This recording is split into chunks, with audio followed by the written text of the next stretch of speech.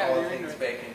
Okay, well what we're going to make today is a bread that's actually called, well, it's a mixture of an old Irish bread, or traditional Irish bread called soda bread, which of course everybody's heard of, and then a more modern one called focaccia. So we call it focaccia-ish. Yes. And the idea for this was actually given to me by a woman called Catherine Conall on Inishmore, because I was trying to come up with something a little bit more interesting than, say, just soda bread. But soda bread is fantastic. It's very, very easy to make, and the great thing is you don't need any special equipment except, you know, your hands, which I suppose is the most special equipment anybody has. And so I put 500 grams of white flour in here, a teaspoon of bread soda, and I'm putting in a teaspoon of sea salt. Generally use sea salt because sea salt is better for you. And would you like to do the mixing here? Okay, what do I do? So you basically, as my granny always used to say, my mum always used to say, you make your hand like a claw and you mix it around like that. Okay. Like that? Yeah. Basically what you're doing there is you're just mixing the bread soda up with salt and flour to make sure they're all mixed in. Because sometimes you can come across a big lump of bread soda in a loaf of bread and it's horrible. Yeah. You know?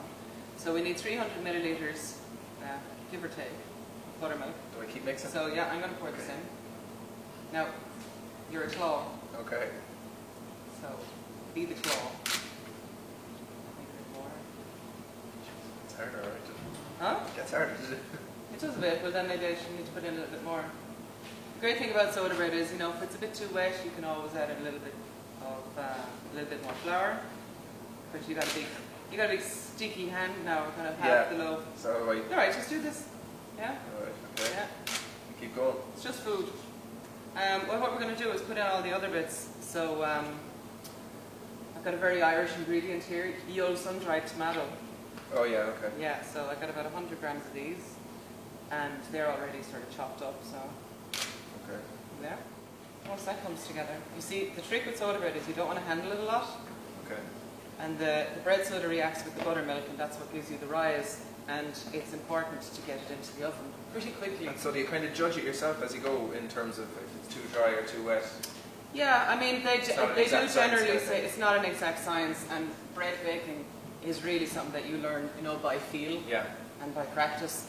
And even if you bake a loaf of bread and it only turns out kind of okay, it's still pretty good because it's, you know, it's easy. I mean, that's our dough finished there. So all we need to do now is, you know, it's maybe a little bit wet, but then a really dry bread. It's very crumbly and it goes off really quick. Say, if you're making bread dough, wetter is better. Yeah. Okay. Yeah. So that's done now, and we're going to put it onto the tray and get it ready to go into the oven. So we have our dough here, and we're just going to. So it comes together pretty easily. It does, yeah. So basically, now it's still a little bit sticky. Oh, yeah. We're just going to spread it out.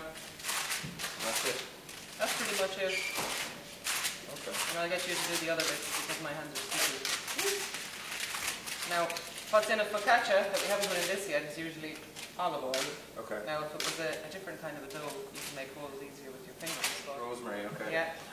So I got this out of the garden this morning. Well, I actually have a yard, not a garden, but it grows in pots. The plants don't really know the difference. Stick it in. Yeah, because if you chop up rosemary and put it into the dough, the flavour can be quite overpowering. Oh, okay. If you grab that jar with some olive oil and drizzle it maybe. What is this?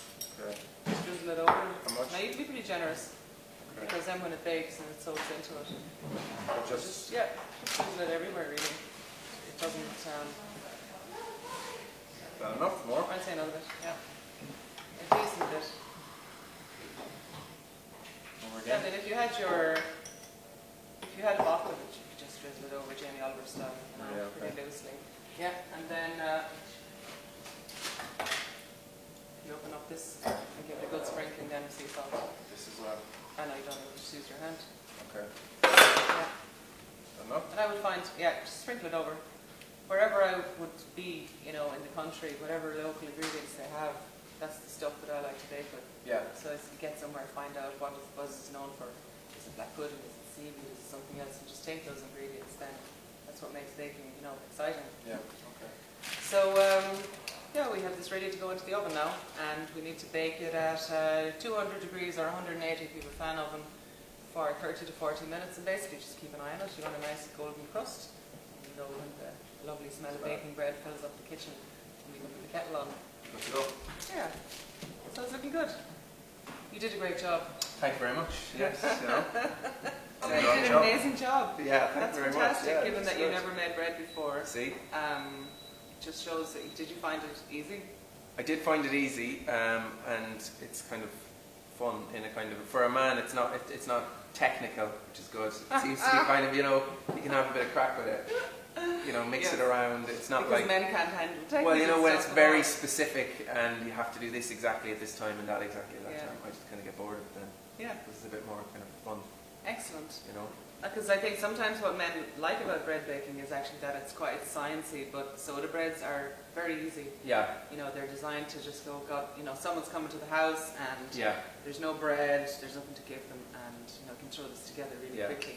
And you can experiment a bit with it, like you said, you can kind of go with what you've got. Yeah, you can use see what works well, what doesn't work well, or whatever, So, Conall, we're going to cut your fantastic bread. Okay. See if it tastes as good as it looks.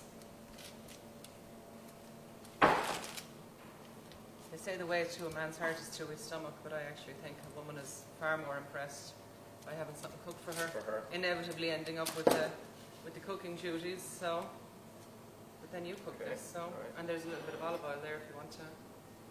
You need to dip it in. Oh, it's really good. Yeah. No, it's lovely. You had to say that. Well, I did. It is very nice. Really good. Excellent. That's lovely. Yeah.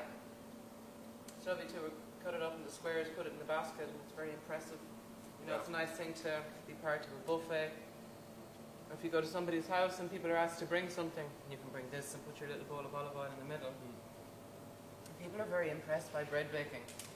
Whereas this might take you, 20 minutes to make it, and you're like, oh yeah, it took me all day. Because That's gorgeous. yeah, it's not as mysterious. Well, now you know it's not Well, mysterious that's it, at all. I always thought it was too complex for my limited capabilities. Well, soda bread was always baked.